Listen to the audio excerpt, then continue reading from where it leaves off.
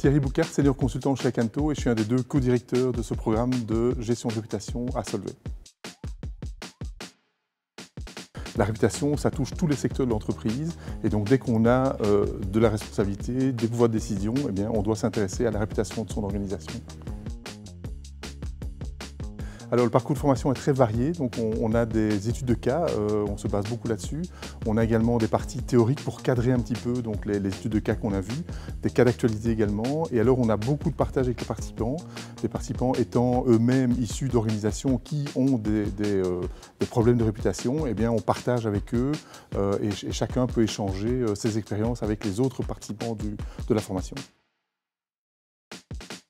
La réputation d'une organisation, finalement, c'est l'image qu'elle reflète auprès de ses parties prenantes, quelles qu'elles soient. Et en fait, surtout, ce qui est important à comprendre, c'est que cette image va générer des comportements.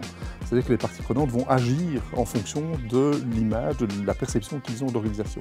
S'ils aiment bien une entreprise, ils vont acheter ses produits, ils vont vouloir travailler pour elle, ils vont vouloir investir éventuellement en achetant des actions de cette entreprise. Et donc, c'est ça qui est important, c'est de voir qu'à partir de l'image projetée d'une entreprise, eh bien, on a des comportements qui sont générés chez les parties prenantes.